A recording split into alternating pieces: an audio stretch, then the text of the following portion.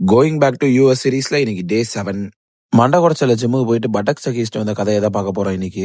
காலையில ஏஞ்சி ஓட்மீல் இறக்கிட்டு நாப் மோடுக்கு போயிட்டேன். பாட்டு கேட்டு தூங்கிட்ட போல ஏஞ்சிக்கும் போது காது கொய்யன்றுச்சு. ஏஞ்சி 2வது மீலான எக்ஸ் சிக்கன் வெஜ்ஜீஸ் எடுத்துக்கிட்டேன். இன்னைக்கு ஒரு மேட்டர் நடக்கணும், அது நடக்கலன்னு ஃபுல் மைண்ட் ஃபக்.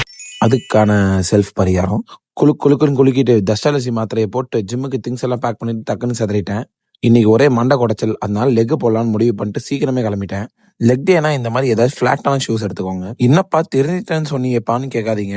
இது என்னோட மனநிலை கருதி நம்ம பெத்த பாயோ ஸ்கூப் அடிச்சுட்டு இந்த 2 0 கோக்கி அடிச்சுட்டு அப்படியே ஸ்ட்ரெச்சஸை முடிச்சுக்கிட்டேன். அப்பர் யூனிட்ல ஒர்க் லைஃப் பேலன்ஸ் இல்லாததுனால லோவர் யூனிட்டை டாராக்கிச்சிட்டேன். இதுல ஒழுங்கா கவனிச்சிங்கன்னா என் கை நடுங்கிறது தெரியும். போட்ட ஒர்க் அவுட்ல க்ளூட்ஸ்ல இன்னொரு ஓட்டையே விழுந்திருக்கும் போல.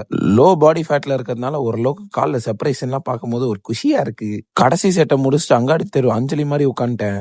ஆமா கைஸ், இடுப்பு கீழே எதுவுமே ஃபீல் ஆகல. எதுவுமே ஃபீல் ஆகல. போன வாட்டி யூஎஸ்க்கு போறதுக்கு முன்னாடி 6 பேக்ஸ் வைக்கணும்னு நினைச்சேன். பட் பரவாயில்ல, இந்த வாட்டி போறப்பயாச்சும் 6 பேக்ஸோட போறேனே.